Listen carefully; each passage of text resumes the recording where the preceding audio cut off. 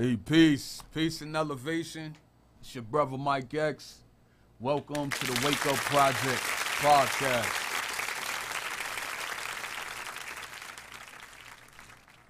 All right. Definitely happy. I'm going to wait till I see a couple of people come in. I'm going to pull up, that screen here on the computer. I'm going to put my phone onto the show as well. I always have trouble identifying where that is in the beginning.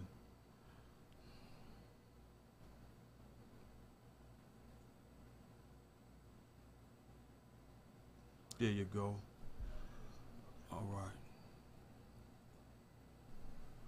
Peace. Come on in, family.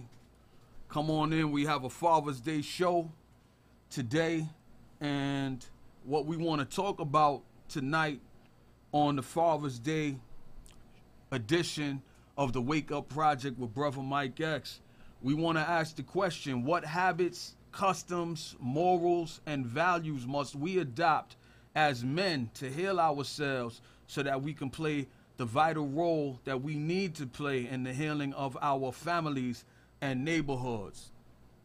Please call in with your questions and comments. The call-in numbers are 718-705-4959 and 914-969-6499. That's 718-705-4959 and 914-969-6499. So last week, family, I didn't do the show last week, and I operate like I'm a passionate individual, and I fill up on love, I fill up on compassion, on empathy. I fill up based upon my studies, and striving to connect with the truth. And a lot of times, that's my juice. That's my fuel. And last Sunday, I didn't have it. I didn't have the energy that I normally had and have. And I decided not to do the show. And what happened was there were quite a few people, you know how they say, you gonna miss me when I'm gone? And I'm not saying that from any negative connotation, but there were quite a few people who reached out to the brother and to ask, like, what's going on? Are you okay? How you feeling? How come you didn't do the show tonight? And it made me realize even more so the importance of doing my best to stand in the gap, to keep the show going, to fight, to establish the show as a venue where we can come together and speak from an elevated consciousness. What are we going to do ourselves? Not necessarily, what the system is doing, what Trump got going on, and all of that type of stuff, and definitely not in ridicule and shaming and judging our people, for their lack of consciousness, so to speak, the way some of us do that. We don't do that here on the Wake Up Project. On the Wake Up Project, we look at ourselves and taking ownership over our lives as individuals, and fighting for a self-mastery over ourselves, to give ourselves the courage to come out of submission, to the lowly customs that this world has, brought us up in. Wow, what did I just do?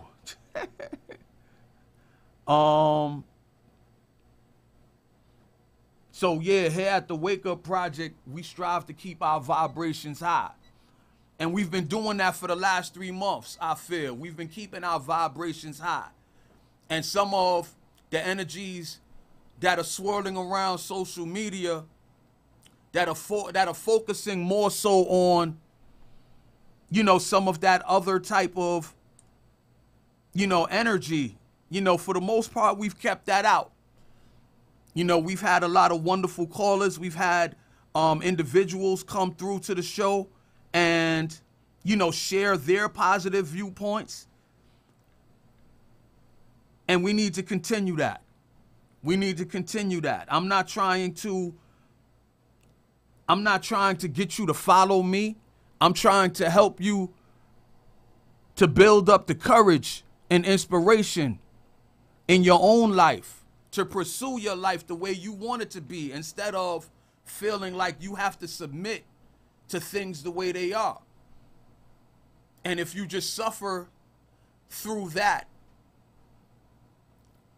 without going, you know, too far right or left, if you just suffer through that, hopefully at some point, you know, something miraculous will happen and things will change for you, or change for, you know, your children coming after you. So tonight, you know, particularly since it's Father's Day, we want to talk to the fathers. And fatherhood is something that has been under attack here in this country. And even before this country basically became a country, even when it was just a so-called colony of Britain, you know, black fatherhood particularly has been under attack. The family structure has been under attack. I read a New York Times article about a year ago, and they said that like 1 million men are missing that they can't account for. Not to mention the men that are in the prison system. They wasn't talking about that. A lot of us have grown up without fathers, myself being one of them. And then, as fate would have it, I became a father later on. And I had the job and responsibility of trying to do something that wasn't modeled for me, to know how it was supposed to be done. When it comes to fatherhood, it's not just the role and responsibility of trying to help to shape and mold your children, their morals, their values, you know, their intellectual curiosity as children. That's a big part of it. As they're born into this world and as their children coming up, that is a big part of it, of your responsibility, to help to shape their morals and their values, their intellectual curiosity, to try to protect them and promote them and give them the type of courage and discipline that they need in order to follow their dreams. That's a big part of it. But I also want to talk about tonight, and I talked about this a couple of weeks ago, but we're going to go more in depth in it tonight, that your role as father, it doesn't end until you die. You know, even after your son or your daughter becomes an adult and they have their own life now, and hopefully you did the best job that you could to counsel and encourage them, and hopefully they followed your lead and utilized what they were being offered so that they can be the best adult that they can be. But your job doesn't stop there. I joke around, you know, and I say that you kind of like, you go from active status to like an inactive status in their lives, in a way. You know, they got their own lives now. They got their own purpose. But now what is important for you to do is you got to show them how to age gracefully. You got to show them how to age with dignity, you know. You got to show them how to live a strong and a strong lifestyle that's not riddled with opportunistic diseases setting in, where you begin to break down in your early 40s, man. You know what I mean? Mid 40s, going into your 50s. In the last couple of years, man, I've lost so many childhood friends, man. From opportunistic diseases, heart disease, diabetes, stroke, things that could have been avoided. I'm really calling out, to those older parents as well. Like, we got to get our act together. And what do you mean, Brother Mike? Do you mean that you got your act together? It's a work in progress, family, quite honestly. I like a lot of you. I grew up in a community, again, where a lot of us didn't have fathers. A lot of us grew up in communities where there wasn't any real strong leadership that was there in place to help us to understand what life is about. So a lot of us learned through trial and error. And a lot of us never learned at all. Never got the chance to learn. A lot of us never had the chance to become fathers and to have children. And to be blessed enough to try to see to try to guide a little you coming up in this world that you can feed into and pour into. And based upon the lessons and experiences that you have to offer, help that young person to take it much further and much higher than you was able to take it, based upon standing on your shoulders. So I say again, I want to hear some of the testimonies, some of the struggles, some of the triumphs. I want to hear from some of the fathers tonight. I want to challenge the fathers who may not necessarily have a strong and vital relationship with their children. I want to challenge you, man, to return to your child with an apology and be committed that now, as you know better, be committed to do better. I work with young people. I've been working with young people for 28 years now, give or take, 27 years. I know how hard it was for me to come up and not have a fatherly role model. And I had to learn a lot of the lessons, that you got to learn, how to protect yourself in the neighborhood and how to relate to the opposite sex. You know what I mean? A lot of the things that, you're supposed to have a father to help guide you through. And I know how hard it was not to have those things. And so when I learned that I was going to be a father, there was no question that I wasn't going to visit upon my son what was visited upon me. So having said that, again, the number is 718-705-4959 or 914-969-6499. Again, the focus of the show tonight is: what habits, customs, morals, and values must we adopt as men to heal ourselves so that we can play the vital role that we need to play in the healing of our families and neighborhoods? And it starts with the individual. Before we can get to the collective, we always talk about the unity that we need, but before we can get to the collective, we need strong individuals who will focus on self-development. The show that we did a couple of weeks ago, the title was Self-Development Precedes Community Empowerment. If everybody is waiting around with no vital action that they're taking of their own to feed into this community development, then the community empowerment, then the community empowerment will never happen. Some of us are going to have to stop waiting for something to happen. And we're going to have to begin to make it happen through our own lives.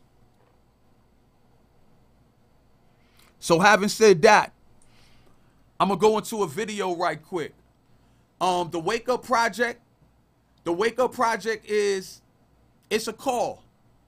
It's a call for us to take ownership over our lives and to stop being led around through lies and stereotypes, focusing more so on ratchet TV or who's in the NBA finals or what team LeBron is going to go to next, or, you know, those types of things. A lot of those things is distractions. A lot of those things don't have nothing whatsoever to do with us healing the relationships between ourselves and our sisters, healing the relationships between ourselves and our children, reconnecting ourselves to the powerful individuals who went before us, who did what they could to try to make and give us an opportunity to continue to survive. So the Wake Up Project is focused on us not going back to sleep. And we've had many wake-ups in the past. You know, when we look back through our history, we've had many wake-ups. And we've also seen ourselves get put back to sleep for 10, 20, 30 years. A generation or two being born in between a community consciousness, a community awareness that things ain't what they're supposed to be and we need to do something about it. In my lifetime, I think I've seen two significant wake-ups.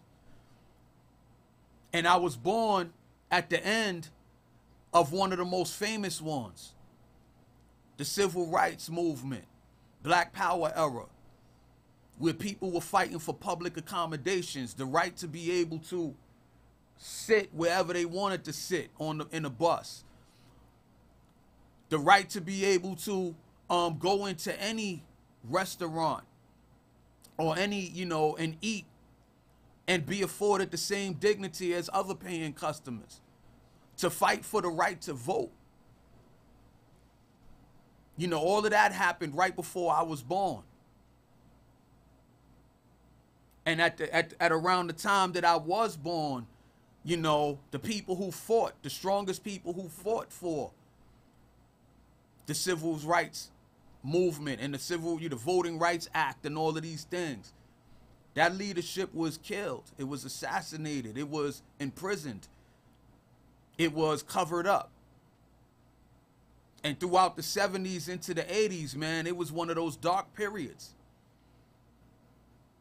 You know, that people like, you know, myself and my generation, we grew up not knowing anything about pride, about dignity, about community empowerment.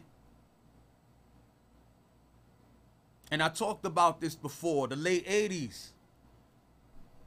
You had the politicization of hip hop. How hip hop became political, it became cultural. And the artists of that time, the Rakims, the Chuck D's, the Brand Nubians and others, they introduced my generation to black pride, to black consciousness. That was really the first wake up that I experienced that helped us to begin to have a strong value for ourselves and our lives, and made people of my generation want to do something significant with our lives, to use our lives to strive to awaken and organize in our neighborhoods, to help our brothers and our sisters to stop looking down on each other and to start looking on self with pride and dignity and self-respect, so that that can be practiced with other people outside of you. And that wake up went on from about the late 80s till, I believe, to like the new millennium, the year 2000, it began to fizzle out. And from that time to from the year 2000, I would say to like 2010, 2011. Wait a minute, brother Mike, you forgetting about the presidency, the election of Barack Obama? No, I'm not necessarily forgetting about that. But I don't really look upon the election of President Barack Obama as something that really that really forced people of color, Black/African people, to really feel like we had to get up and do something. As a matter of fact, I feel like the election of Barack Obama kind of made a lot of people of color believe that they could sit back because this man got us. And we make that mistake a lot. You know, we've been tricked into, like, you know, putting all of our weight on an inspired individual and sitting, you know, as an audience and watching that person struggle under that huge, enormous weight and criticizing him or her for missteps that they might be making without your support or your pressure. Your support or your pressure to help them. And we got to stop doing things like that. So I don't necessarily look at the presidency or the election as if it really woke us up. I think in some ways it put some of us to sleep. I think what really woke us up at this time is the emergence of police brutality. You know, not just the emergence of police brutality, because police brutality, I believe, was going on all along. But I think with the advent of social media and these cell phones, you know, people having like motion picture cameras in the palm of their hand and them capturing on film some of these atrocities going on and expecting justice to be rendered. And time after time, justice not being rendered to us. I think that that has been responsible for the latest wake up that's going on right now. And I would like to say, and I would like to see that we utilize this wake up. Number one, we got to make sure that we don't go back to sleep. Because every time we went back to sleep, there were tens of thousands of our people, of children born in that darkness.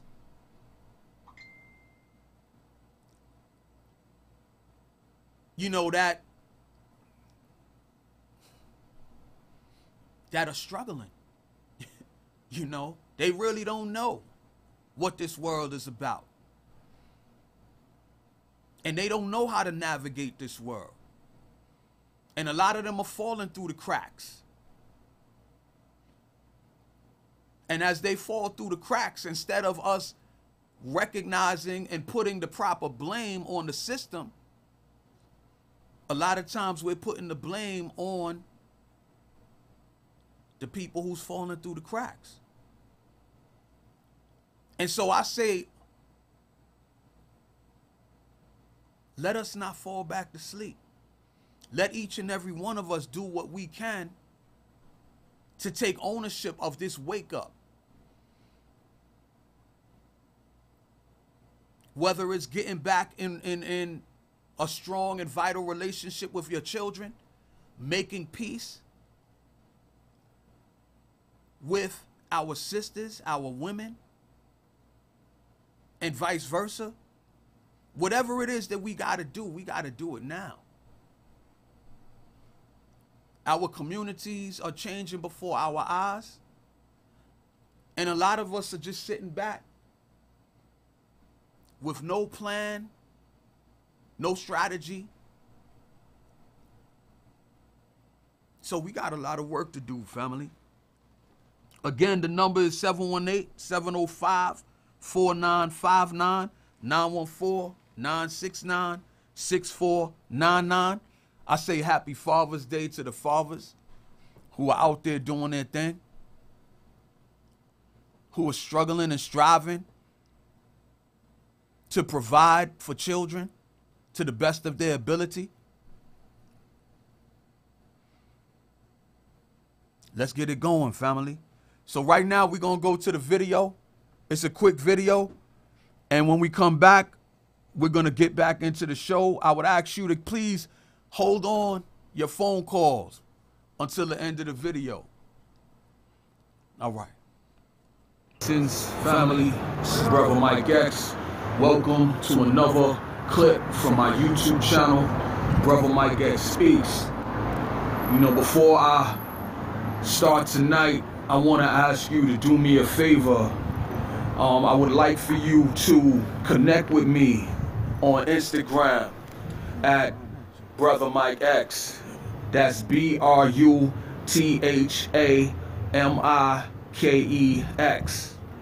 I also would ask you to please subscribe to my YouTube channel, Brother Mike X Speaks, BruthaMikeX, and take advantage of not just my videos, but I've been working on compiling some playlists, you know, that will run the gamut from, you know, just different subjects, man. There's too many for me to count right now.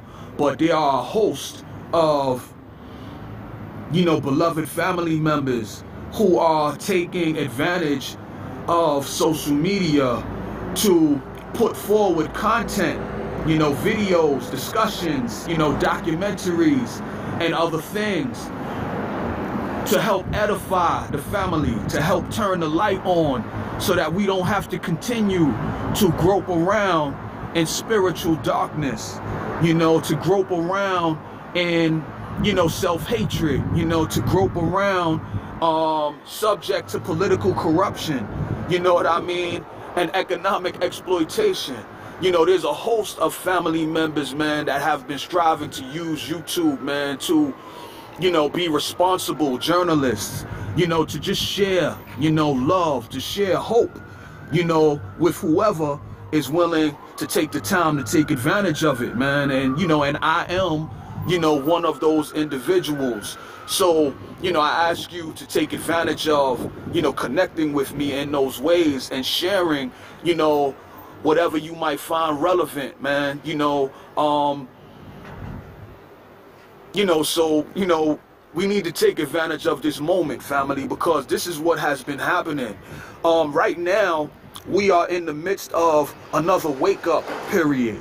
You know what I mean? But what has been happening is we've had other wake-up periods, you know, where the same way that the responsible family members that I was just talking about are striving to use this moment, you know, to contribute to the awakening of the human family, you know, to seek positivity, to seek love, to seek knowledge, wisdom, understanding, truth, to seek consciousness, to seek ownership, you know, over our lives and responsibility over our lives so that we can bring forth the beloved kingdom, man, you know, communities that are prosperous, that are thriving, you know, that are not ghettos, you know, that are not subject to, again, drugs, you know, and addiction and violence, you know what I mean, and ignorance, you know, and self-hatred and violence, you know, but communities, you know, where we commune with one another, you know, where we seek a common unity, you know, that's a play on that word, community, family, instead of us just being neighbors, you know, who have no relevant and supportive connection with one another. You know, this is another one of those moments, you know, and I'm like, you know, in my mid-40s, you know what I mean, and I was born, and at the time that I was born, I had just missed, you know, the wake-up period known as the Civil Rights, Black Power era.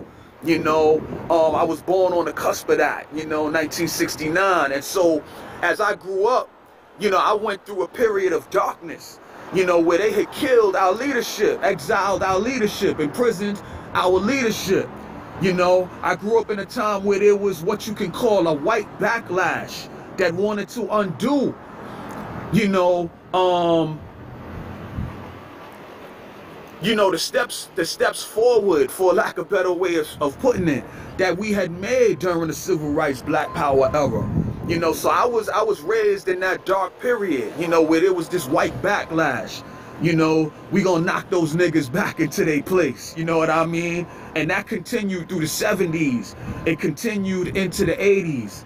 you know, and towards the mid to late 80s, man, you know, those of you who may have followed me through my YouTube channel, you know, there was a wake up period that was ushered in by the art form called hip hop, you know, the Rakim Allahs, the KRS-Ones, the Brand Nubians, the Public Enemies, and so forth, you know, and that's where I got my wake up, you know, so that I can extricate myself from self-hatred, you know, and ignorance, you know, and believing that the black man's, his calling, man, is to be a corner dweller, to stand on the corner night after night, drinking 40s and smoking weed, man. You know what I mean? And that's the best that a black man could aspire to. You know, in the 90s, you know, the late 80s and the 90s was the last great wake-up period that we experienced in this country. You know, where we saw, you know, black men and black women letting go of the nigger word, letting go of the word bitch, you know, and the word minority, and striving to be responsible, you know, for their own thought process, you know, their habits, their customs, you know, and wanted to improve themselves and improve the communities that they lived in. And that wake-up process basically lasted from the late 80s all through the 90s, and began to, you know, flicker out, you know, as the new millennium, the year 2000 came in. You know, for those of you who lived through that time, you know, the Million Man March was kind of like the apex of that wake up, you know, when almost 2 million men converged on Washington, D.C., you know, and everybody that came wasn't Muslim, you know, everybody that went wasn't, you know, down with the Nation of Gods and Earths.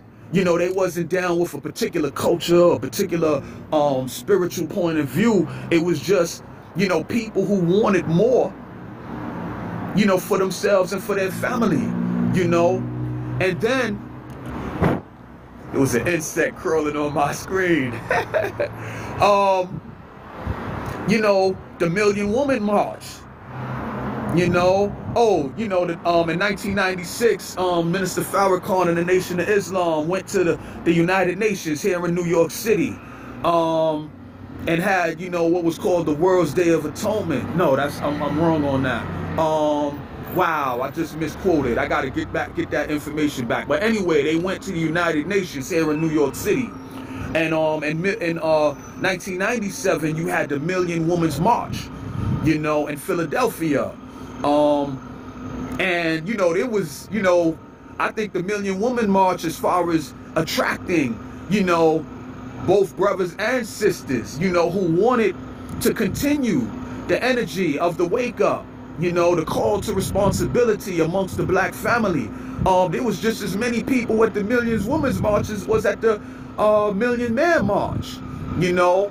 And then in 1998, 99 and 2000, you had the Million Youth March, you know, here in New York City, brought forth by Dr. Khalid Muhammad, you know. And I would say again, you know, by the time the new millennium came in, you know, that energy was kind of like dissipating, you know.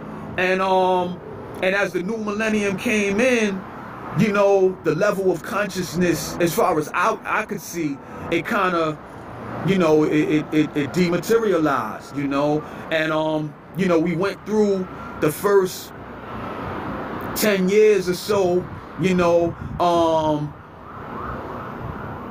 of the new millennium, and we really didn't have, you know, too much of kind of like a radical voice. I know that Barack Obama was elected in 2008, but I wouldn't say that that's necessarily, you know, a community,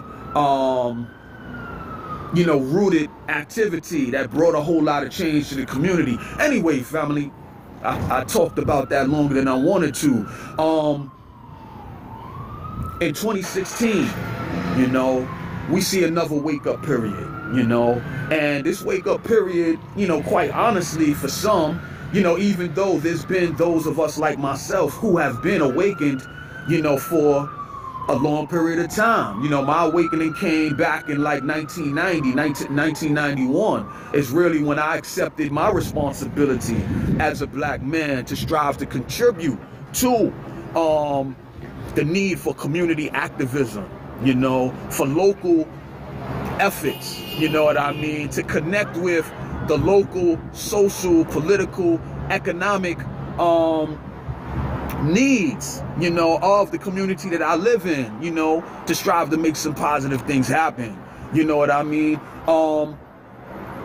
You know, but now we're in the midst of another wake-up call, you know, and you know, it has been sparked by, you know, a lot of the police brutality, you know, the whole stand your ground, the killing of black men, young black men and young black women, you know, particularly, and the injustice, you know, of police officers and others who have largely gotten away with murder.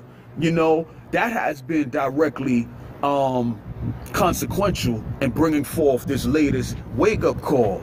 And the problem is that we cannot continue to go through these wake-up calls followed by periods of darkness, because those periods of darkness have sentenced, you know, hundreds of thousands, you know, of people, you know, to have lives that were rooted in that darkness, you know, to where in that darkness they took on or have taken on habits, beliefs, customs that are anti, you know, the perpetuation and empowerment of themselves, you know. So this is why it's so important that in this latest wake-up call, more so than it being a reactionary wake-up call, you know, against, you know, police brutality, you know, against racism and white supremacy and white skin privilege, you know, against political corruption, against economic exploitation, more so than it being a wake-up call against all of those things, it has to become a wake-up call for ourselves, you know, for self-love, you know, for healing, you know, for the regeneration of the black family and the black neighborhoods, the black village, you know. The wake-up call that we're experiencing now is one that we can ill afford to have it dissipate, you know, again, you know. So this is why it's so important for us to concentrate on keeping the wake-up call in full effect and contributing to the wake-up call with our own contributions, you know what I mean, of becoming responsible, of seeking knowledge, seeking wisdom, seeking understanding and truth, you know, giving our lives, you know, our old lives, you know, where some of us have remained ignorant, you know, purposefully, you know, by choice, you know, where some of us have stood on the sidelines, you know, and we saw the past efforts. We saw the Million Man March and didn't get involved. You know, we saw the Million Youth March and didn't get involved. Like, we saw the efforts of, you know, national leadership, you know what I mean, as well as local leadership, you know, brothers and sisters striving to get involved, man, you know, to be more responsible in regards to bringing some type of peace, you know, some type of uplift, you know, to the communities. And a lot of us haven't got involved, you know, and we can't afford to let that happen this time, you know. So it's not just on me, man, you know, it's not just on, you know, the other people who are out there seeking to tell the truth and seeking to motivate the family, man. It's also on you. What role are you going to play in the midst? Are you going to hold on to, you know, not speaking to everybody, but, you know, those people who, you know, if if this is hitting you, man, if it don't apply, let it fly. But if it does apply, yo, family, we need you. You know what I mean? We need you. Need you to do what? To do the knowledge, you know, to let go of a life of non-consequence, you know, and to get in where you fit in, You know, not necessarily to say where, you know, you got to do what I'm doing, you know what I mean? Or what other people are doing, you know, but in the, you know, it could be in the privacy of your own home. You know, every one of us has power.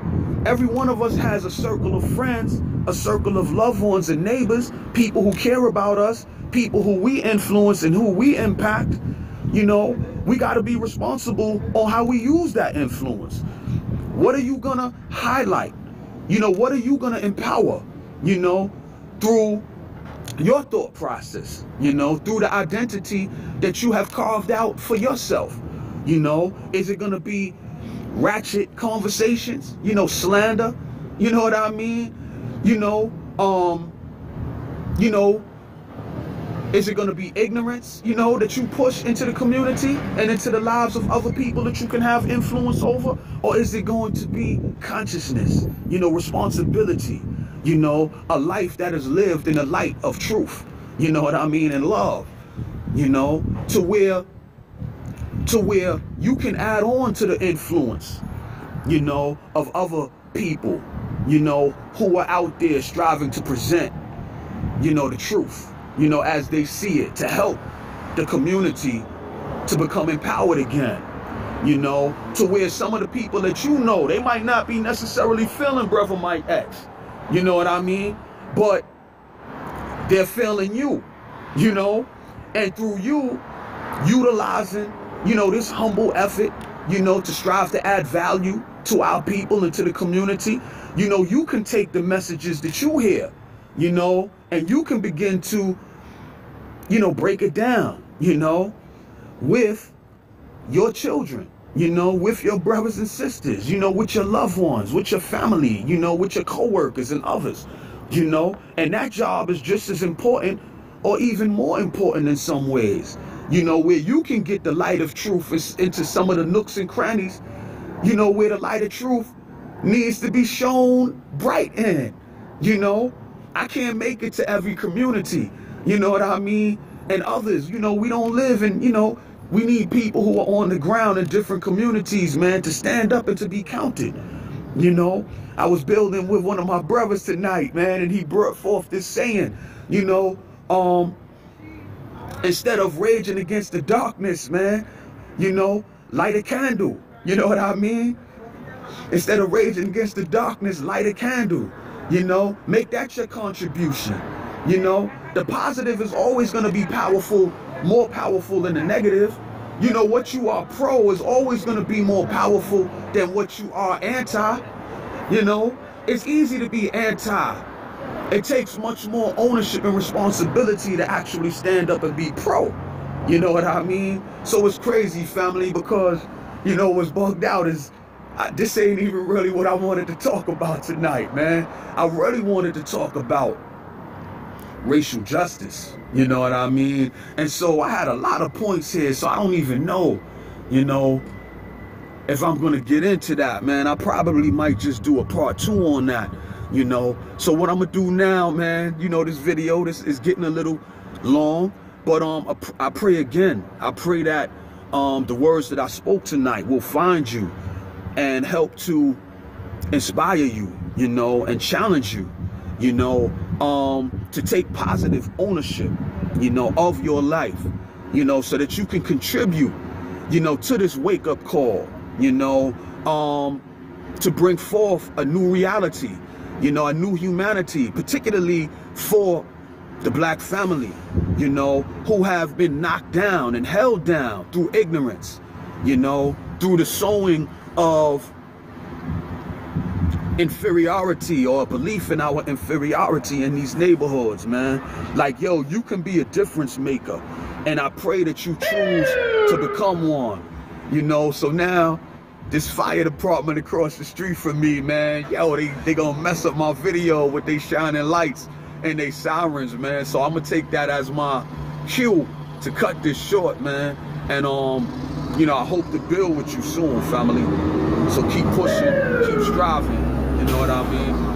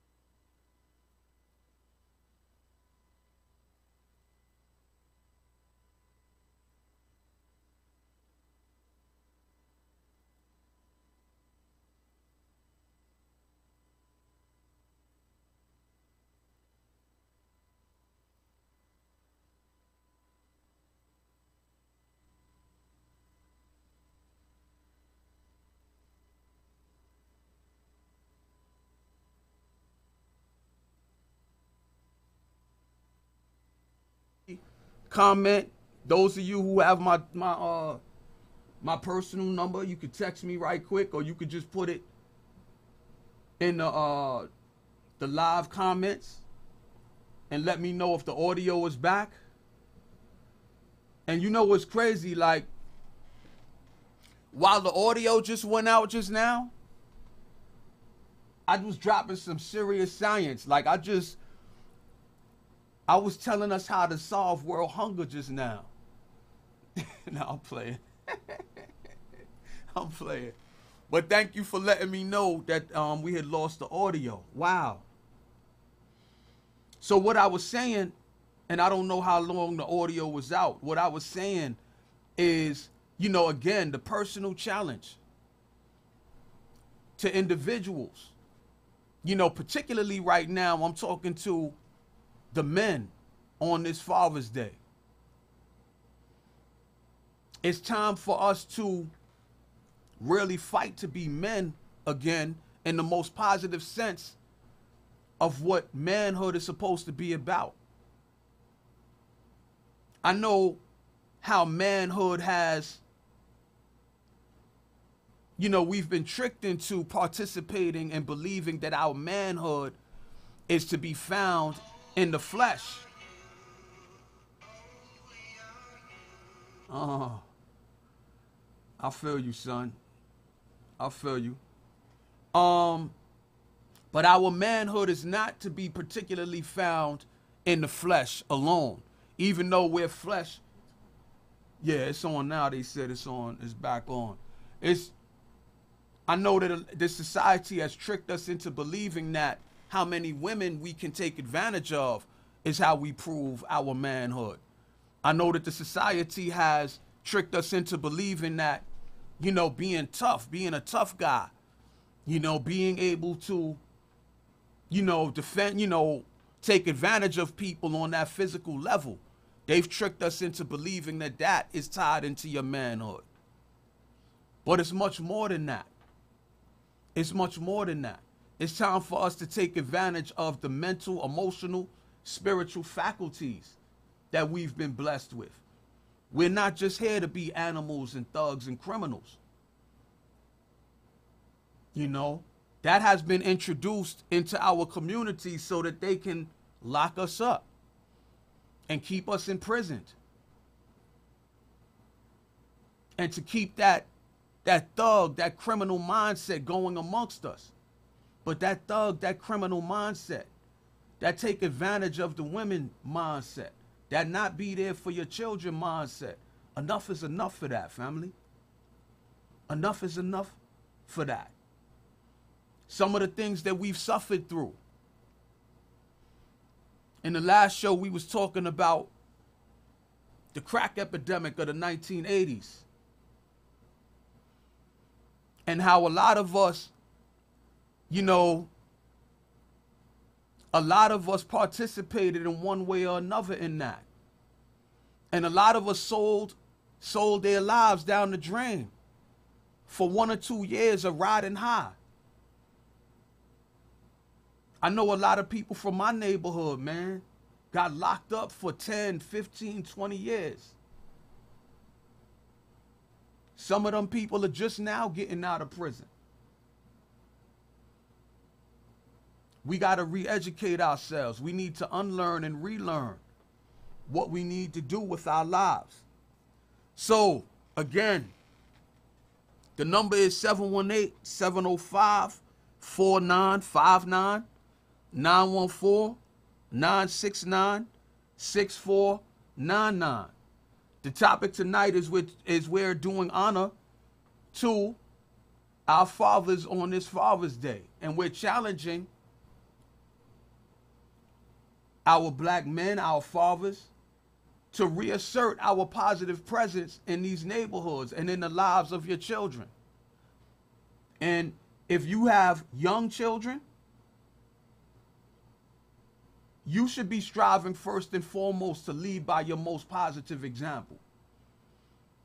Because your children learn mostly by what they see you doing, not just by what they hear you saying. They learn mostly by what they see you doing. So what we got to be doing at this time is we got to be striving. We got to be striving to reacquire life habits, life affirming habits that shows us practicing life with respect, with dignity, to where we can begin to fight to take ownership of our neighborhoods again. If we leave our neighborhoods in the condition that they're in, and we wait for somebody outside of the community to take ownership or to try to bring some level of peace or prosperity, that's why we've seen an explosion of other racial ethnic groups who have come into your community and seen opportunity where you haven't taken advantage of, creating that opportunity for yourself. So I see a lot of people in the Facebook Live.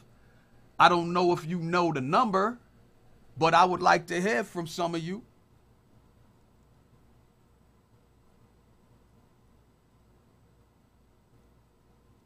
So, definitely call in, family. Definitely call in. So a couple of weeks ago, what are some of the individual responsibilities that we need to be able to take that will help us to begin to free ourselves from waiting for outside change? We have to begin to make peace first and foremost with our history. We got to make peace with adopting a culture that doesn't see us destroying ourselves, but sees us taking advantage of the lives that we have.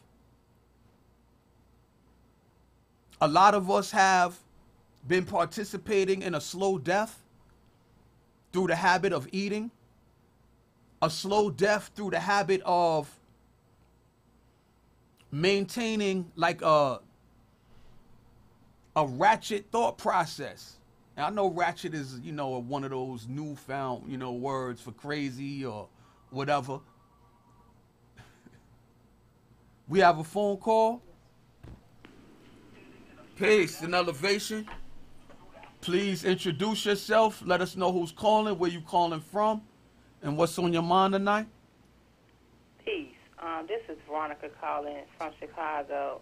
Just calling in just to, you asked us to call in. I just wanted to make sure I let my presence be felt on the podcast tonight. And, of course, I want to say Happy Father's Day to all of the fathers out there. No matter if the father is not in the child's life or is, I just, give homage to the fathers, because without the fathers, there would be no us. And definitely, I just want to say, big ups to my dad. My dad, fortunately, he stuck around and he stuck it out. And he was my dad was a hard dude. He's still with us. He's a very hard man. I didn't understand my dad until a little while ago. He's an alpha male, so it's kind of different.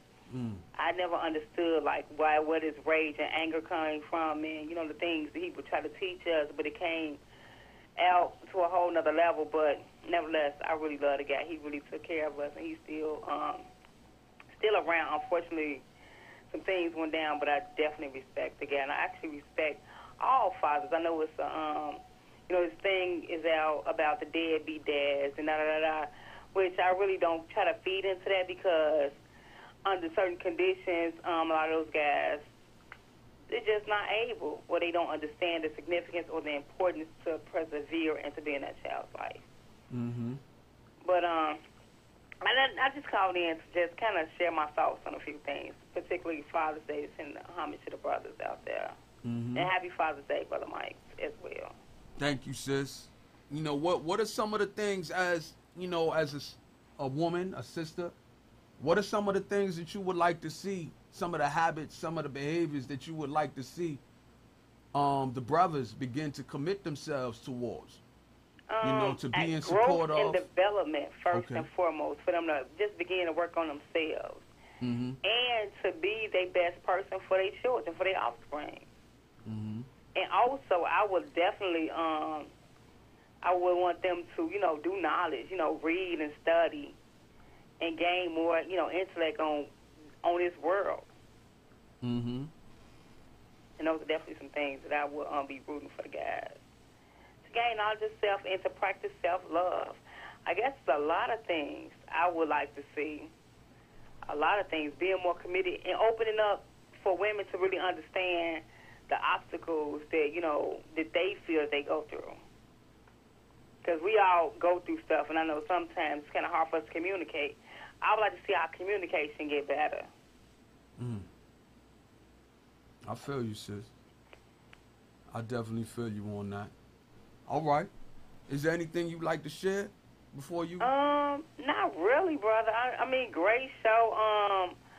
I like the idea that we talking about the fathers. I think it's really important. Now, I wish we could hear from some of the fathers on the last side. I would love to hear from some fathers and their viewpoint of fatherhood and what are some of the obstacles and maybe some things that they have overcome being a father. I would love to hear that tonight. Yeah, I would love to hear that tonight too, sis. You're right. Yeah. All right. Well, definitely thank you for calling in, sis. And if you would like to call back in as the show progresses, we got like a little under an hour left. Please by all means do. And I thank you for being the type of person who's fighting, to gain the most positive control over your own life and what you have to offer to your children and to your community. I thank you for doing those things. Absolutely, brother. Thank you. Thank you for that. Already. I'll stick around and I'll call in if I can, if there's enough room. Mm-hmm. All right. Bye-bye. All right. Peace, family. Sister Veronica highlighted, something that I've noticed over my time of working in the community. A lot of times, unfortunately, it seems like our sisters, a lot of weight is put on our sisters, on our women, to hold down the family, to get involved in the schools, to get involved in the civic associations, the block associations, the community boards. A lot of times it's the women on the front line all of the time. And a lot of times it's not nearly enough men who are committing themselves to showing up as positive men, to be counted, to balance out the efforts that our sisters is making. And balance is of critical importance. As great a job as a lot of our women have been doing, it's not nearly enough, as evidenced by the chaos a lot of times that we see running rampant in our neighborhoods. And even as far as this show is concerned, we've been doing this podcast every Sunday, except for last Sunday, we didn't do the show. But basically every Sunday other than that one, since I believe it was March 4th when we started, and now we're in June, the middle of June. I would say probably 80% of the callers, maybe more, give or take, have been our sisters, our women. And even when I was involved years ago in the community, a lot of times it's the women who step up. And all props and praise is due to our women for doing that, for holding down the family a lot of times, for holding down the community in the absence of the men. But it's time, way past time, for the men to step up and stand up. And step back out into these neighborhoods. To show some strength, to show some discipline, to show some courage and encouragement.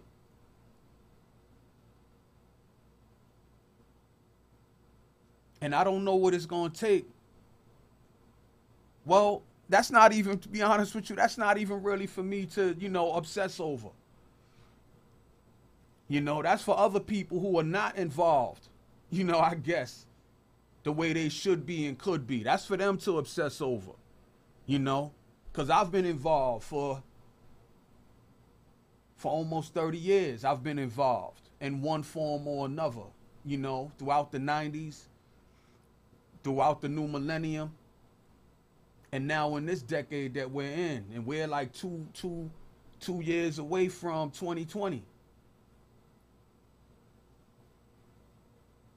One thing, I'll say, and what I'll ask,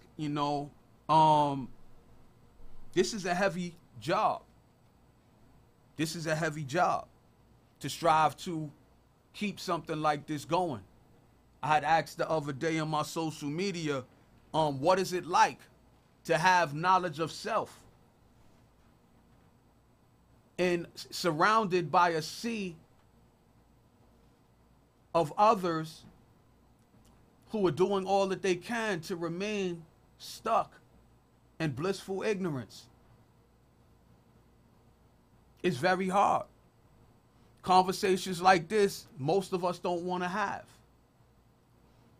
The responsibility that it's going to take to bring some type of peace and order to our communities, some healing to our communities, so that we can, through that healing process, as more and more of us begin to come together to stand with one another in support of one another.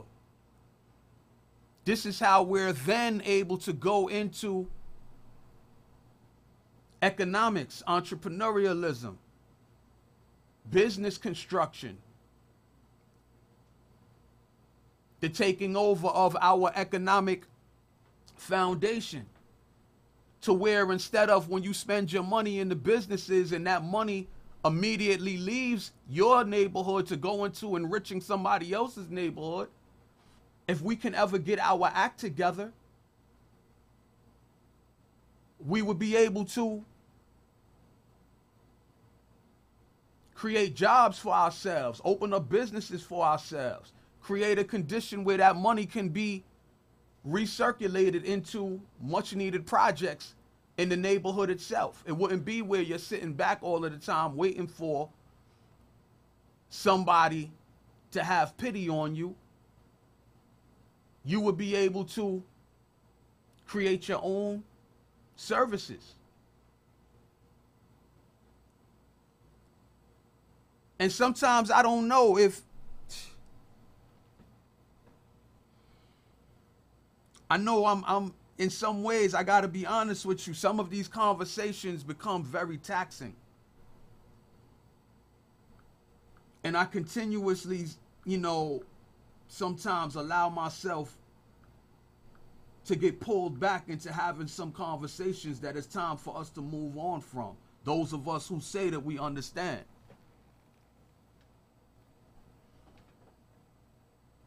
It's like striving to do a project like this is selfless. And it's also selfish. It's selfless because seeing the pain, seeing the misery that goes on a lot of times in these neighborhoods, especially if you're awake and you understand how this stuff came about, you want to try to encourage, the people who are around you to say, yo, look, man, we don't have to put up for things the way they are. We can do something about this. And sometimes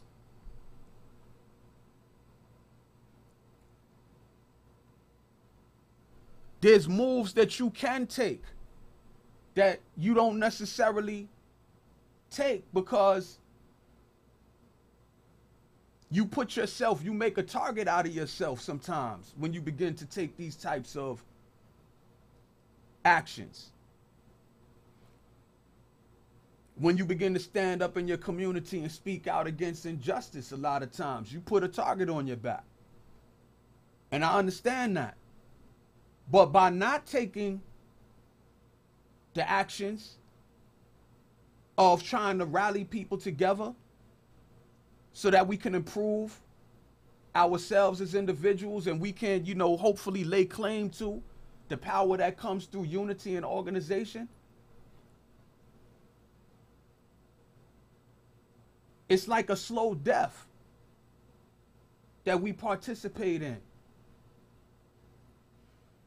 where we become old and decrepit before our time. And there's like a veil of depression, like a blanket of depression that exists all around you. And it seems like a lot of times people are more comfortable with accepting what's wrong than fighting for what could be and should be right.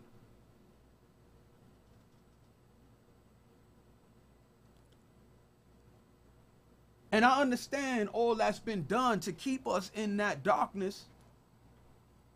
But I say again, man, it's time to wake up and do something better. To do something different than what we've been doing. So I say to the individual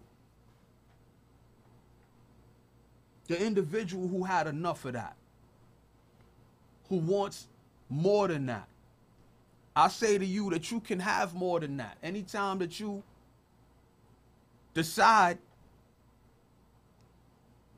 that you're willing to fight for that. And it's not about you cutting anybody off. It's more so about you moving on from relationships that are stagnant,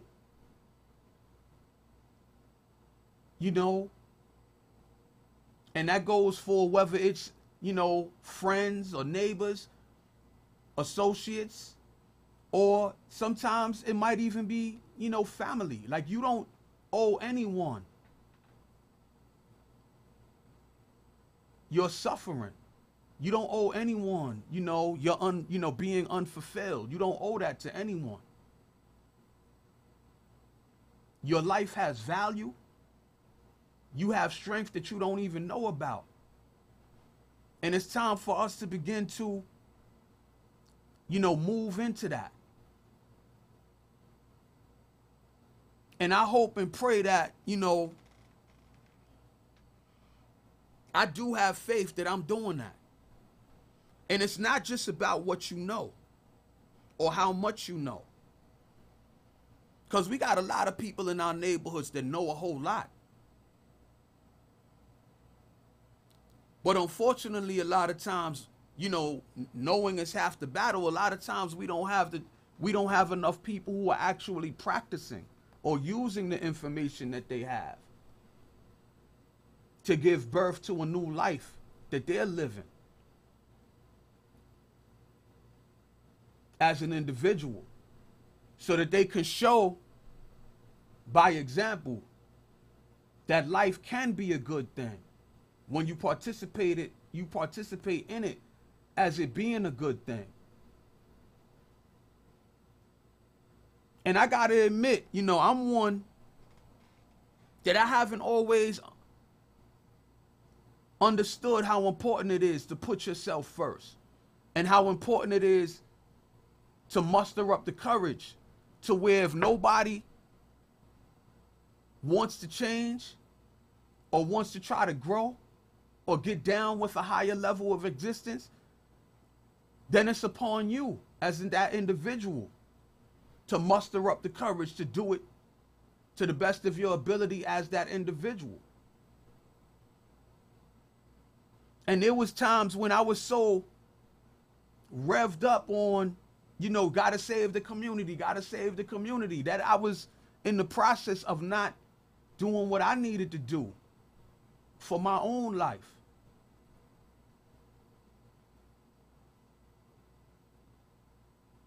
And I could never ever do that to myself again. And I wouldn't advocate that anyone, get into the midst of feeling like the only thing that you can do is sacrifice. I'm gonna give up my entire life. It's not about sacrifice. It's about feeding the best of your energy into your life, across the whole life. The feeding of your body with vital, nutrient enriched foods.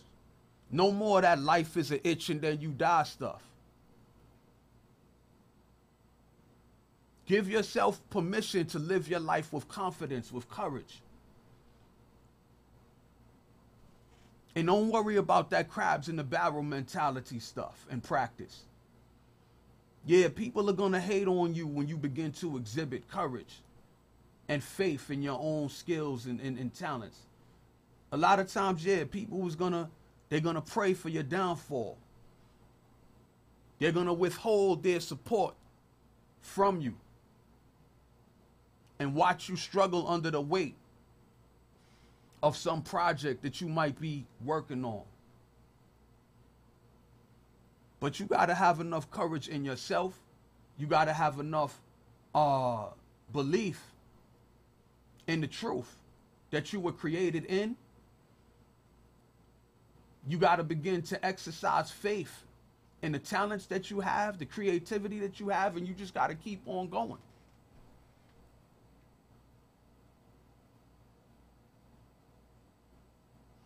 The number, the call-in number is 718-705-4959 or 914-969-6499.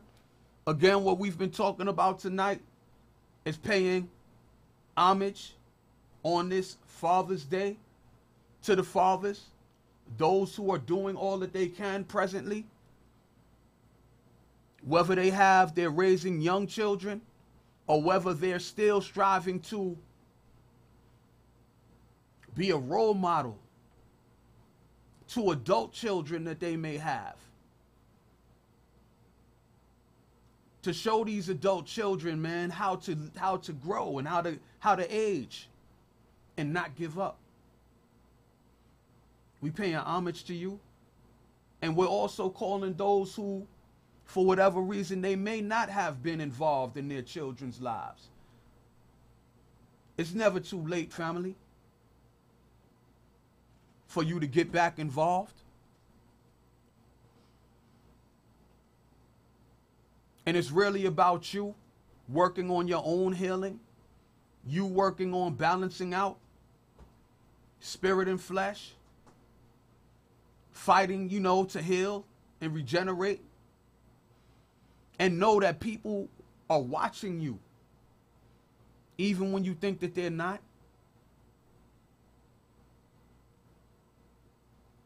We're all role models. We're all modeling a role. And we need to be concerned about what role it is that we're modeling. And we just got to keep on going. So, I would advocate at this time, we need to tear ourselves out of anything that gets in the way of, you living the best life that you can.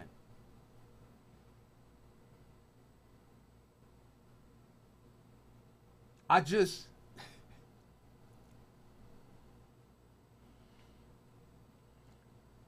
went on another mission.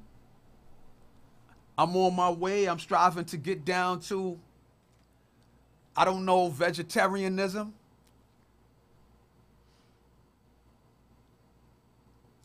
I feel like I got a lot of years left. And I want to practice the types of habits that will make it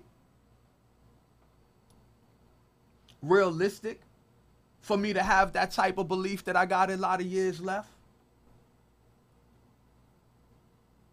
I know it's hard, especially in the society that we live in. It seems like America is on top in so many things that are accessible to us, things that promote death. It's like a death culture that we striving to survive through.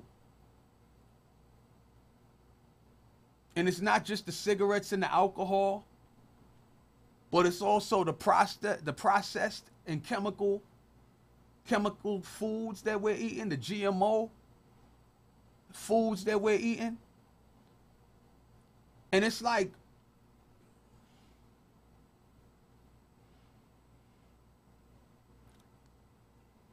I know that there's not a lot of hope in these neighborhoods.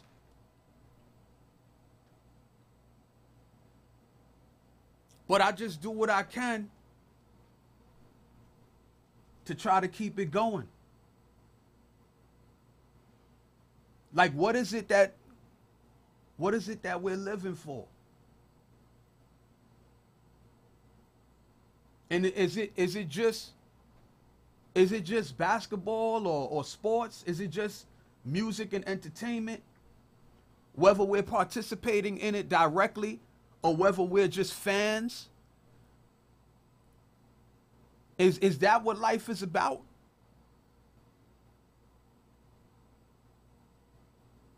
You know, living vicariously through, others. Like, if you don't have a positive purpose for your life that connects you with a reason to get up every morning,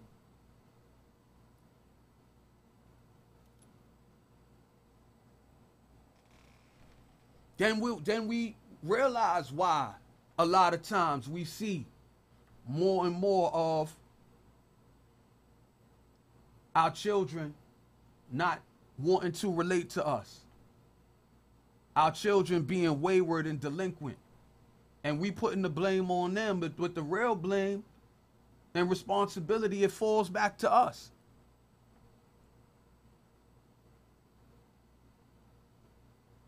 I just say that we got to do better. So,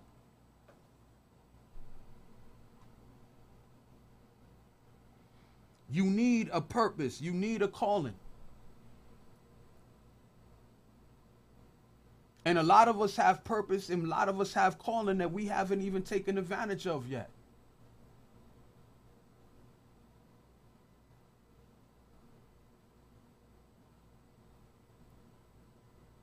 And we're going to be held accountable at some point. Whether we're held accountable by the Creator, so to speak, for what did you do with the gifts and talents that you were given, or we're going to be held accountable by our children and other young people. As we see like I don't know if you see it, when I turn on the news, I see elders getting attacked more and more, getting hit upside the head and robbed. I see it happening. And I think a lot of us, we see it happening. Peace, Sister Diane. I see you saying hello. I see some of the others. Sister Tanya and Sister Janelle and Brother Sharif, Sister Tawanda, Sister Bob, Brother RJ. What up, family? My man Keith Cool Strong. Yeah, I see because a lot of us have abandoned fighting for our children, to provide opportunity to them, to provide love for them. Our children, a lot of them, are turning against us.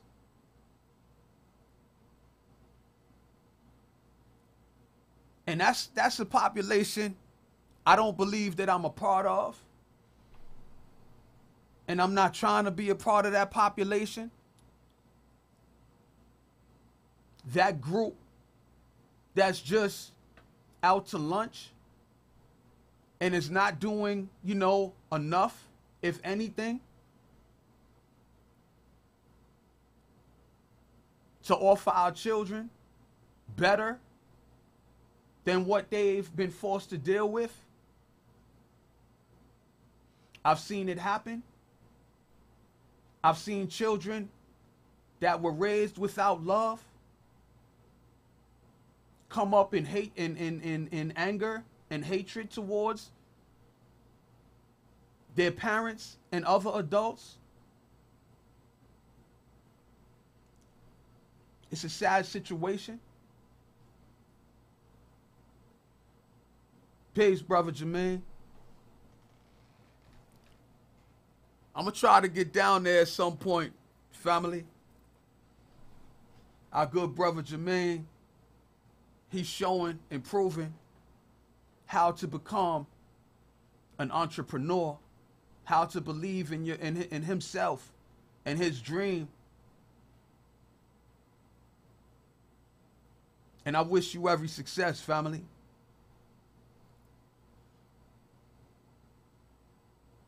And that's what I'm hoping, like, at some point, I'm going to stop having shows trying to hold out hope against hope for those who haven't shown the type of belief and desire in themselves to want to rise up out of the conditions that we find ourselves in these neighborhoods. Love you too, family. And it's going to come a time where some of us, those of us who are ready to go, we're just going to have to go. And it's getting back to what I was talking about as far as being in a position like this and doing some of the things, selfless. I want to see all of our community, all of the members of our community, I want to see them take advantage of knowledge, wisdom, understanding, truth. I want to see them healed and showing proper dignity and respect for the life that they have, the gift that they have, rising up and growing to become strong men, to become strong women. I definitely want to see that. But by the same token, it's like there's a mountain to be climbed.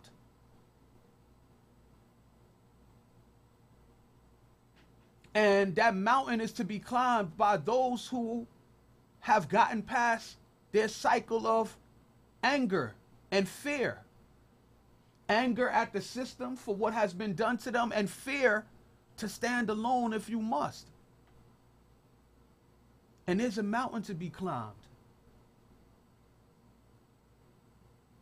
And those of us who are ready to climb that mountain, it's time for us to not just be, to give out, sacrifice everything that we have to offer, feeling like we got to take up some code of being selfless and give it all away. And it's time that some of us are going to have to be a little bit more selfish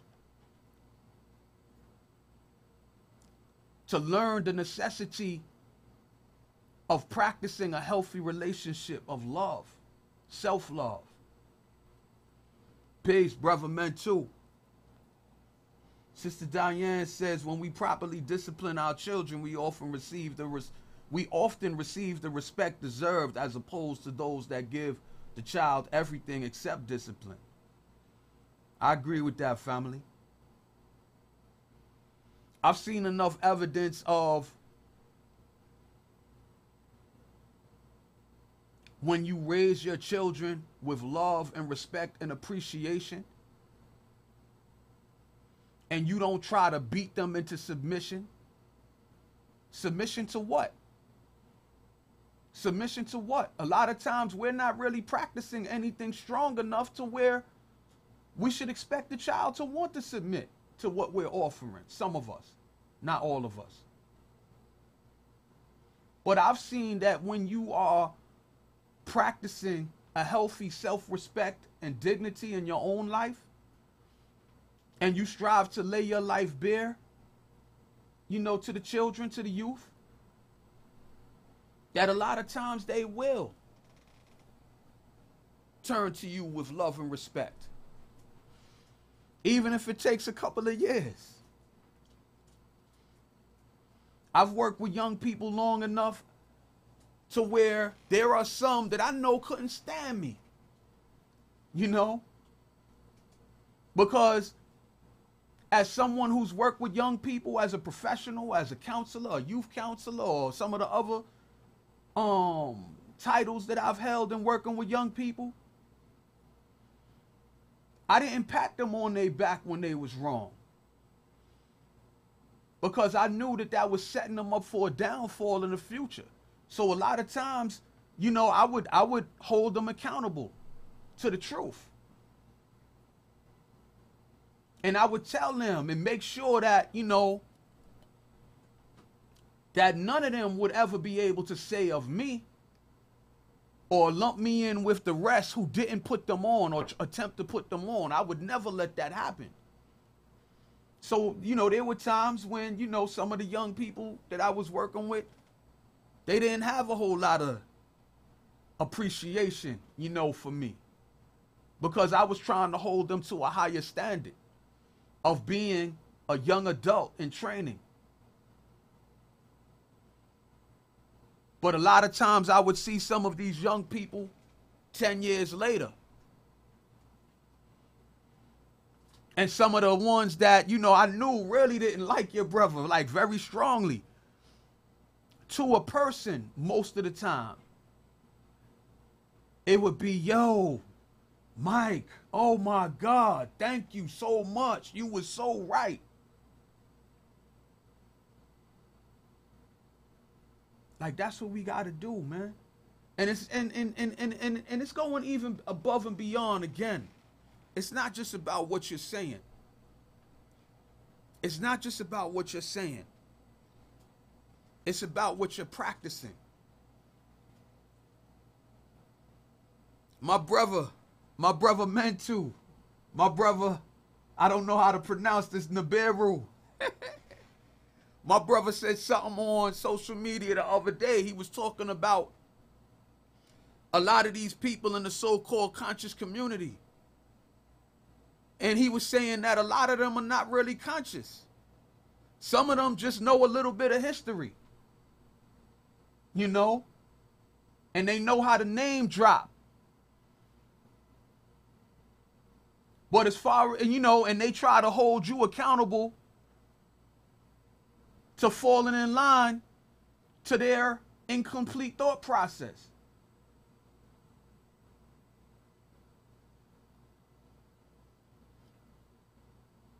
Again, yo, man, this is something that we all got to practice together. I'm striving to walk out my faith with fear and trembling every single day that I get up. I'm striving to take positive ownership of the life that I have. I'm striving to rip undue preoccupation on mistakes that I've made in the past that I could never change. Every single day I get up, I try to get present with where I'm actually at and not be overly concerned about the future, a future that hasn't even happened yet. And I strive to stay centered and focused on the here and now.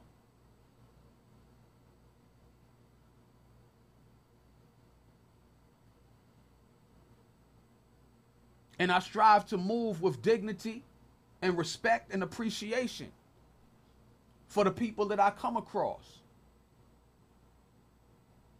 I believe in loyalty. I believe in trust. I believe in being one way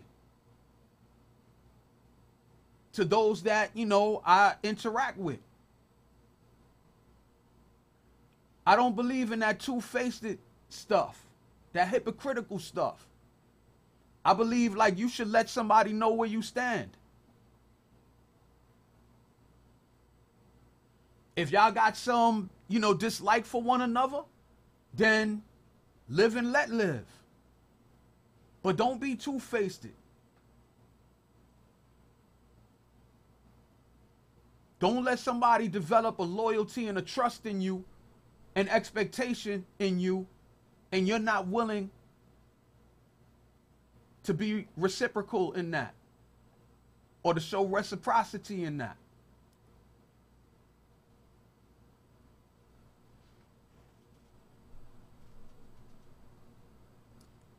So, the number again is 718-705-4959. Not getting a lot of calls tonight. The other number to call in is 914-969-6499. Sister Diane says, you might not like me, but you will not truthfully be able to say, why didn't I tell you the right thing? Exactly. Exactly. I've made it my business to interact that way, particularly with the young people that I've worked with over the last 27 years. Because I didn't have, when I was young, I didn't have, a lot of times older cats trying to put me on or put us on. So when I woke up and I became conscious, aware, so to speak, I've tried to do the best that I can to drop jewels, to plant seeds.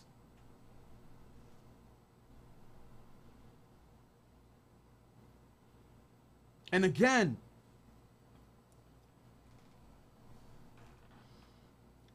I'm not hating on anyone. I want to see our people rise.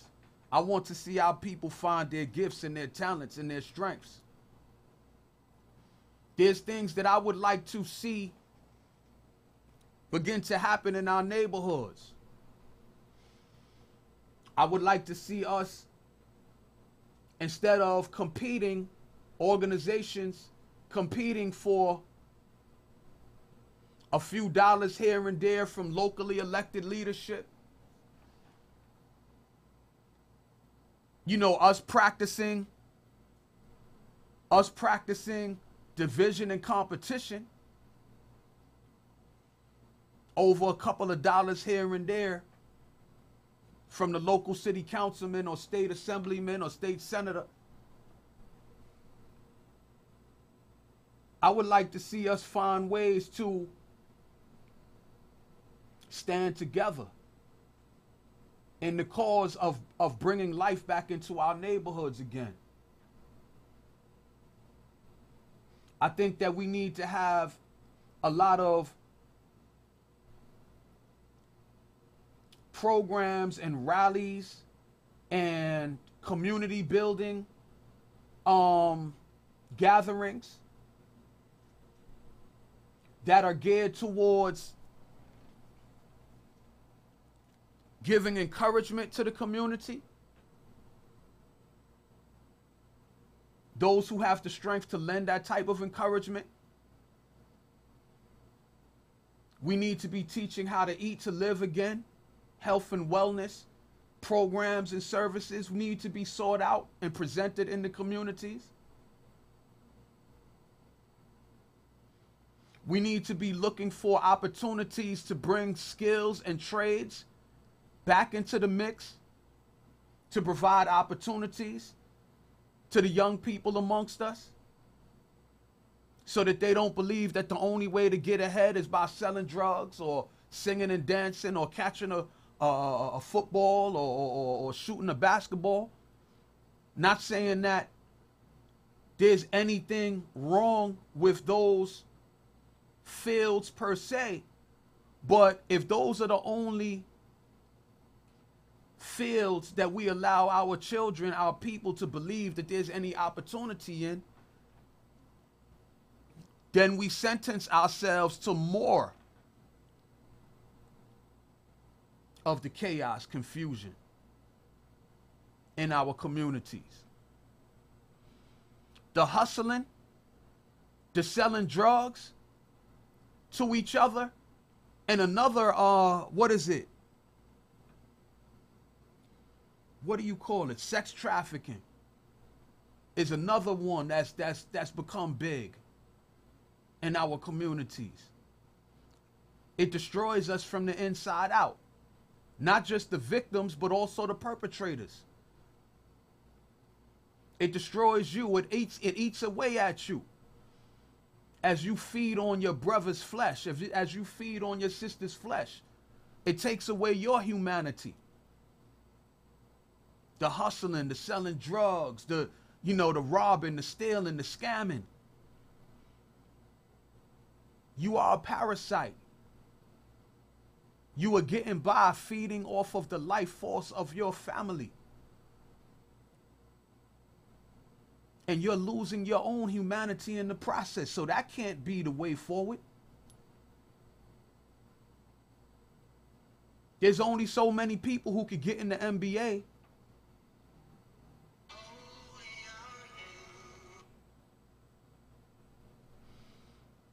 There's only about 300 spots, I believe, in the NBA. And only the top, the top of the top, the cream de la cream, so to speak, make it. While there might be hundreds of thousands who have the dream, a lot of times only 300 is actually in the NBA at any given time. I don't even know what the number is for football. So I'm not saying that don't practice that. But don't put all of your eggs in that basket either. The singing and the dancing. The singing and the dancing has been taken over by bloodsuckers who want to control the type of songs that you can sing, the type of raps that you can rap. And a lot of the chaos and confusion that we see in that's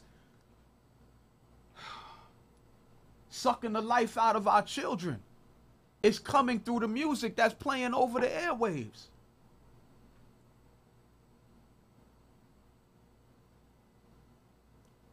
Like, yo, we got to do better, man. We got to do better. And I'm focused on doing my part.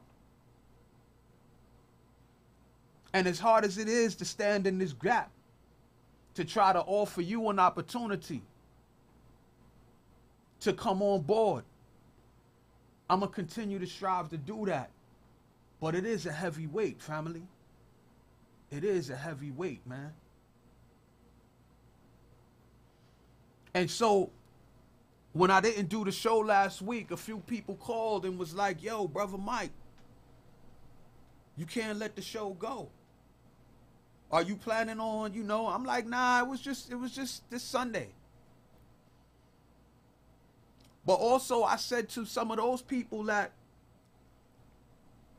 family, I need you to give evidence through your life that you're in the same fight that I'm in. Don't leave me out here by myself to carry this thing.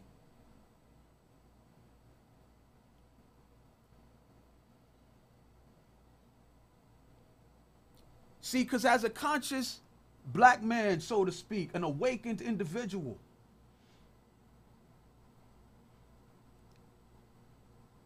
it's hard to walk in the midst of the weakness that I see, the submission that I see. It's hard, man. This isn't just my life for this show, for the 2 hours that I'm on the air. This is who I am. This is who I've been for the last 28 years.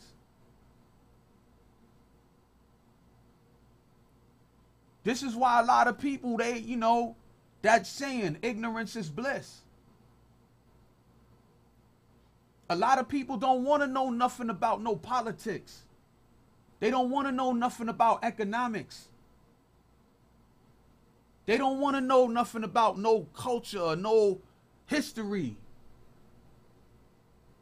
Because once you know, you have to do something with what you know, or it will destroy you. It will eat away at you from within.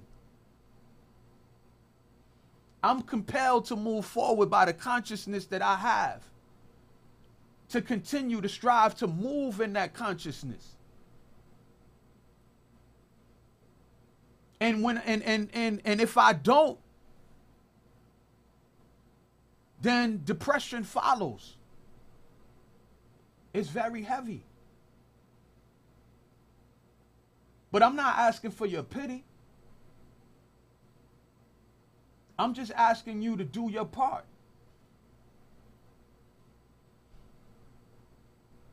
And what is your part? Your part is finding a new value in you.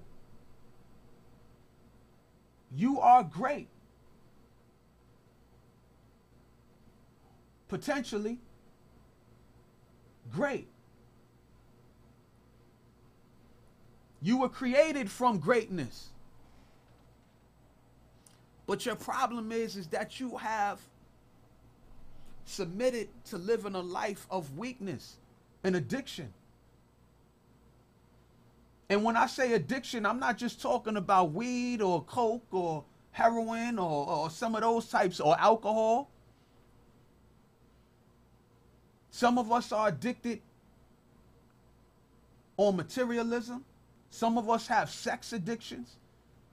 There are all types of addictions that are rooted in the flesh that keep us away from rising into the top levels of intellect and spirit that we have an opportunity to rise up in. But most people don't try.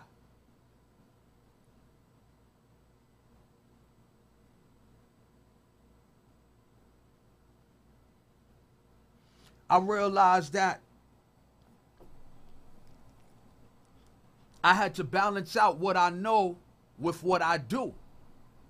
So one of the things that I started committing myself towards doing in the last week and a half, because one of my goals is a fitness goal.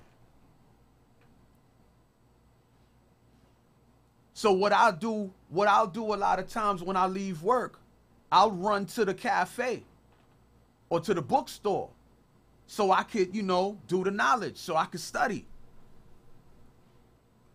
And I've realized as of late, it's not about how much you know, it's about how much you do with what you know. And here you are, learning and trying to get more information in. How much of it are you applying? So one of the things that I started doing is when I get off of work, I go to the park. And I do laps around the track in the park to get my steps up. Trying to take a concrete action to help, get me that much closer to the physical fitness that I want to reacquire. And I did it about 4 days last week. Over the weekend, I didn't really, I didn't go to the track. Yesterday my son took me out for Father's Day. And we still got some steps in, because we did a lot of walking yesterday. I love you, son. And I thank you for doing what you have done with your own life. I give you the credit for listening and taking advantage of what you was offered by myself and your mom and your grandmom. And I thank you for taking advantage of that. So this is a fight. And I tell you this, as I've been walking the track and doing something totally for me, for my uplift, for my healing. And then afterwards, I go read and study for a little while. I've been up here, 10 feet tall, feeling like I'm getting somewhere, building up faith that if I continue, that I'm going to achieve the goal that I have been talking about. Sometimes it feels so good to talk about a goal that we never commit ourselves to the actions of the goal. You know what I mean? My brother George, I saw my brother George.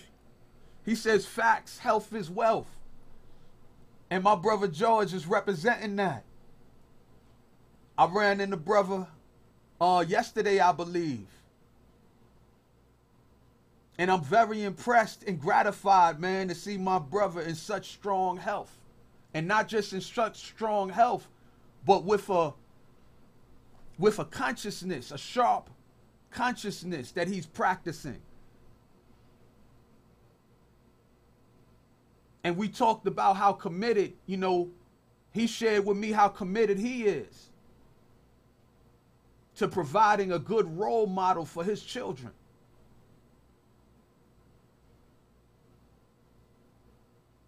This is a fight. See, this is the hard stuff. It's easy to, you know, vent in bitterness and frustration with the system, or to talk about how some of our people are ignorant and unconscious and don't know what time it is. But in the middle of those two extremes is you. And what is it that you are doing with your life? Positively, what are you doing? If you're not doing anything, then you're even worse than they are, because you so-called know. Those who may be ignorant of the higher truths that you say you know, they can't be held accountable to the truth that you say you know. But you can, because you say that you know. We got 8 minutes and 30 seconds, so I'm going to close the show out. What I would like to see moving forward, as far as myself, I'm going to continue to be who I am. I'm a black man. You know, an African American, so to speak. I'm a member of that particular tribe. And that's the, you know, and that's the tribe that I'm most concerned with, striving to heal. And to offer, through my influence, through my example, to offer them a bridge from being down and out to being up and empowered. And that's, you know, I'm pro that. I'm pro black. I'm pro truth. But I'm looking for other people who will be pro truth as well. And it, you know, I'm not practicing any bigotry or any prejudice. I believe in live and let live. Get your life in order. Practice truth. Get in contact with the highest expression that you can get in contact with as a living, breathing human being, child of God. Jamaican, Haitian, Dominican, Puerto Rican, Mexican. Yo, do what you can do to bring healing to this planet. I'm not nurturing any animosity with anyone as my top ambition or motivation. My top ambition and motivation is to be the best individual that I can be in love and truth. And I'm willing to practice a relationship of truth and love and justice with anyone who is tired of war, strife, bitterness, contention, bigotry, hatred. It's time for those who want change to occur to stop hiding and come out and stand for it.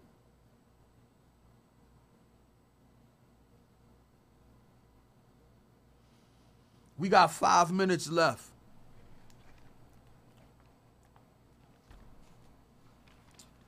This is for Sister Veronica.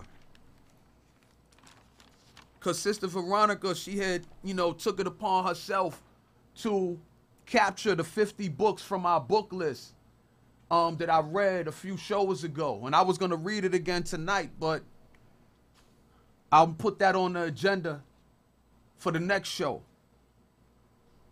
But I added a few books to that. I think about 14 books. So I'm going to read those right quick. Number 51 is The Black Presidency by Michael Eric Dyson. The Black Presidency by Michael Eric Dyson. It's a critique, you might call it, of the Barack Obama presidency.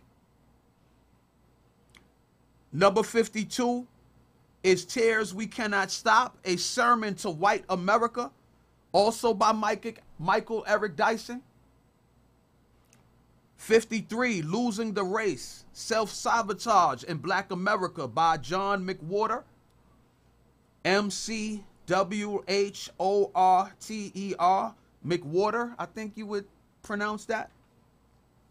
Number 54, Where Do We Go From Here? Chaos or Community by Dr. Martin Luther King Jr. This book was written by Dr. King a year before his death on April 4th, 1968. And in this book, if you didn't see Dr. King on the cover, you would swear that Malcolm X had written this book. Pardon me, getting a little tired, been talking for a long time.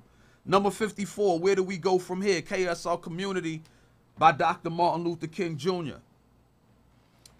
Number 55, and there's 4 books, so I just put them all in number 55. It's called Countering the Conspiracy to Destroy Black Boys by Jawanza Kunjufu, volumes 1, 2, 3, and 4. Jawanza Kunjufu, Jawanza Kunjufu. Jawanza Kunjufu. Number 56, Christopher Columbus and the African Holocaust by the esteemed heavyweight scholar Dr. John Henrik Clarke. Number 57, The Richest Man in Babylon by George S. Clason. Number 58, Heal Thyself by Queen Afua. Number 59, Back to Eden, The Classic Guide to Herbal Medicine, Natural Foods, and Home Remedies by Jethro Kloss, Kloss. Number 60, As a Man Thinketh by James Allen. Number 61, The Science of Getting Rich by Wallace Wattles. Number 62, The Science of Being Well by Wallace Wattles, Wattles. Number 63, The Science of Being Great by Wallace Wattles. And number 64, The Secret by Rhonda Byrne. Rhonda, R-H-O-N-D-A, Byrne, B-Y-R-N-E. The Secret. And The Secret, I gotta say right quick, as a student, not a limited follower of dogmatism. The truth is way bigger than any box. Don't submit yourself to any box or the person who lays claim of control or ownership of that box. As a human being, you have an unlimited capacity to learn and to grow. And it's upon you, as they say, to take samples out of a varied offering of ideological, philosophical topics and subjects. And it's upon you in the living of your life to figure out how to fit the different components that you might find usable together to create a larger piece of consciousness than just a small piece that you might take from a particular point of view. So anyway, I said all of that to say The Secret, which is dealing with the law of attraction, was one of the most important books that I ever read, because it helped me to understand. The alarm is getting ready to go off, and I'm going to finish in 1 minute, to my sister friend engineer that's been helping me with the show. The Secret helped me to understand that energy flows where your attention goes. That whatever it is that you want to overcome, you focus on its opposite. If you want to wipe out poverty, you focus on creating abundance. If you want to wipe out hatred, you focus on learning and meditating and practicing love. And as you take the energy away from what you want to disappear, you starve it of your attention. And when it's starved of your attention, slowly but surely, the thing that you want to defeat, starved of your attention, it dies a natural death. And we got to learn how to begin to practice that. So I'm not trying to hate anyone. I'm trying to love myself so much that I can overflow that love into the lives of those who want to participate in that love. And having said that, this was a rough show. But I'm going to keep on going, family. I'm going to keep on going. And I hope that, you know, those who hung out with me on the live, the Facebook Live, I hope that you got something out of this. I hope that you are encouraged, that you're strengthened, and that you will continue to strive to fight to get back in the driver's seat of your own life. And I'll see you at the crossroads. Having said that, I say peace and elevation to the family. Thank you for hanging out with me tonight.